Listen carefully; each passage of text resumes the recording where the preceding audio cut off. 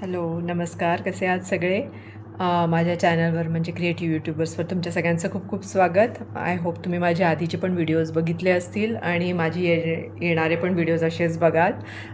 So जर तुम्हाला इच्छा असेल की माझे येणाऱ्या व्हिडिओजचं तुम्हाला नोटिफिकेशन्स यावे तर माझं चॅनल नक्की सबस्क्राईब करा.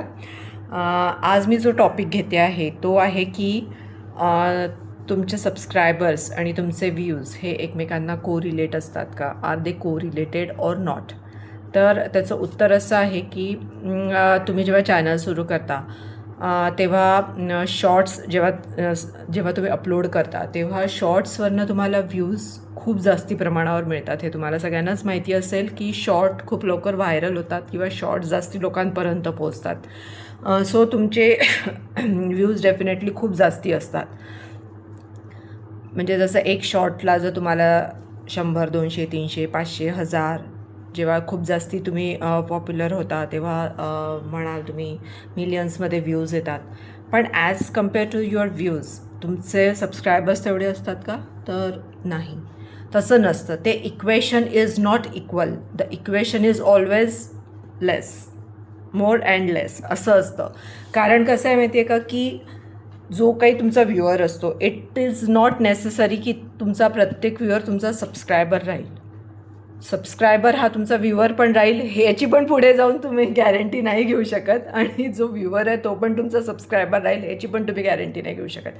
कारण एखादा व्हिडिओ किंवा एखादा शॉर्ट जर एखाद्याला आवडला तर तो बघून तो सोडून देतो की हां मला हा आवडला, बस तो तुमचा व्ह्यू वाढेल.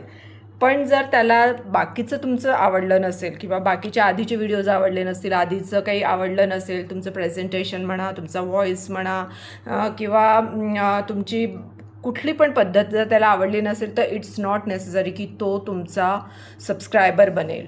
So the equation is not always same. So एवढं लक्षात ठेवा, जेव्हा तुम्ही इनिशियली जेव्हा सुरू कराल म्हणून तुम्हाला व्ह्यूज भरपूर आले तरी सबस्क्रायबर्स मिळायला तुम्हाला कन्सिस्टन्सी असावी लागते तुमच्यात. नंतर तुम्हाला खूप चांगले कंटेंट द्यावे लागतात, त्याशिवाय तुमचे सबस्क्रायबर्स वाढत नाही. व्ह्यूज भलेही वाढतील पण सबस्क्रायबर्स वाढण्यासाठी तुम्हाला कन्सिस्टंट राहणं खूप गरजेचं आहे.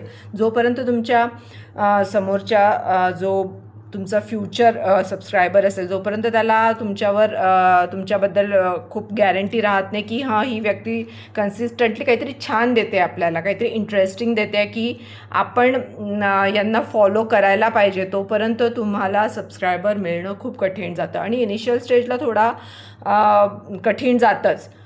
जर तुम्हाला सरळ मार्गाने जर सबस्क्रायबर्स मिळवायचे असतील तर तुम्हाला कन्सिस्टन्सी आणि चांगलं कंटेंट हे दोन्ही गोष्टी देणं खूप गरजेचं आहे. नाहीतर लोक तर आजकाल तसेही जाऊन पैसे देऊन सबस्क्रायबर्स वाढवतात किंवा व्ह्यूज वाढवतात, वॉच टाईम कंप्लीट करतात. पण या गोष्टी खूप जास्ती आय डोंट थिंक की खूप लाँग टर्मसाठी काही कामाच्या आहेत.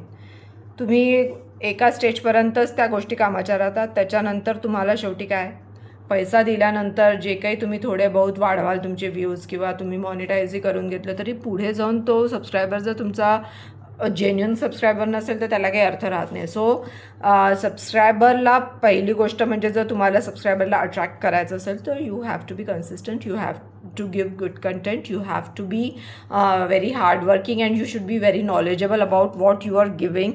सो की तुम्ही प्रत्येक वेळेस काहीतरी तुमच्या सबस्क्रायबरला नवीन काहीतरी छान प्रेझेंट करू शकाल. सो आता तुम्हाला लक्षात आलं असेल की कितीही व्ह्यूज आले म्हणजे मिलियन्समध्ये जेव्हा व्ह्यूज येतात त्याचा रेशो जनरली असा असतो की जेव्हा तुम्ही मिलियन्समध्ये तुम्हाला व्ह्यूज येतात तेव्हा जनरली त्या मिलियन व्ह्यूजमधनं तुम्हाला शॉर्टमध्ये हार्डली 100 किंवा 200 किंवा 300 एवढे सबस्क्रायबर्स मिळू शकतात. किंवा इवन तुम्ही खूप अगदी खिचलं खूपच छान असेल तर तुम्हाला अगदी म्हणजे जसं मला शॉर्टवरनं ऑलमोस्ट 22,000 सबस्क्रायबर्स मिळाले एका शॉर्टवरनं मला.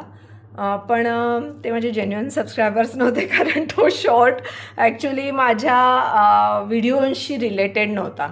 मी तो शॉर्ट असाच टाकून दिला होता. माझे व्हिडिओ ॲक्च्युली मी फॅशन डिझायनर असल्यामुळे माझे व्हिडिओज त्याच्याशी रिलेटेड आहेत आणि शॉर्ट जो होता तो काहीतरी भलत्याच गोष्टींचा होता. सो या गोष्टी खूप मॅटर करतात. म्हणून मी म्हणते की शॉर्ट आणि व्हिडिओज तुम्ही दोन्ही एकमेकांशी रिलेटेडच टाका, म्हणजे तुमचा सबस्क्रायबर प्रॉपरली तुमच्याजवळ येईल. आणि व्हिडिओजचं म्हटलं तर तुम्हाला जर 2, 3, 4, 5, 10, 15,000 तुमचे व्ह्यूज असतील तर त्याच्यातनं तुम्हाला व्हिडिओजवरनं सबस्क्रायबर्स खूप जास्ती चांगले मिळतात ॲज कम्पेअर टू शॉर्ट्स. कारण शॉर्ट खूप व्हेरिएशन्स असतात लोकांचे शॉर्ट्समध्ये, पण व्हिडिओज जनरली एका टॉपिकला धरूनच चालतात. जास्तीत जास्त 2 टॉपिक घेतात, त्याच्यावर त्यांचे तिसरा चौथा टॉपिक टाकायला बघत ते एवढी रिस्क घेत नाहीत ते. सो हा एक खूप मोठा फॅक्टर आहे की व्ह्यूज आणि सबस्क्रायबर्स यांचं एकमेकांशी तसं काही देणं घेणं नसतं. सो सबस्क्रायबर वाढवणे हे आपल्या हातात आहे. व्ह्यूज हे आपोआप वाढत जातात, पण सबस्क्रायबर वाढवणं हे आपल्या हातात आहे. सो आय होप तुम्हाला आजच्या माझ्या व्हिडिओतनं कळलं असेल. कारण बऱ्याच लोकांना हा प्रश्न होता की सबस्क्रायबर्स आणि व्ह्यूज ह्यामध्ये व्ह्यूज वाढले म्हणजे सबस्क्रायबर्सही असतात का? असं काही गरजेचं नाही आहे. तुमच्याजवळ 100 सबस्क्रायबर असतील तरी तुम्हाला मे बी मिलियनमध्ये पण व्ह्यूज मिळू शकतात, डेफिनेटली मिळू शकतात. त्याचं काहीच देणं घेणं नाही आहे सबस्क्रायबर आणि व्ह्यूजचं. सो आय होप आजचा माझा व्हिडिओ तुम्हाला हेल्पफुल राहील आणि तुम्हाला याच्यातनं कळेल की नक्की सबस्क्रायबर वाढवण्यासाठी काय करायला पाहिजे. तर असेच माझी व्हिडिओ बघा, लाईक करा, शेअर करा माझं चॅनल आणि सबस्क्राईब करा माझं channel. Thank you so much for watching my video. आणि असेच माझे व्हिडिओ पुढे पण नक्की बघा आणि माझ्या आधीचे व्हिडिओज पण नक्की बघा, ज्याच्यातून तुम्हाला खूप छान माहिती मिळेल. So bye.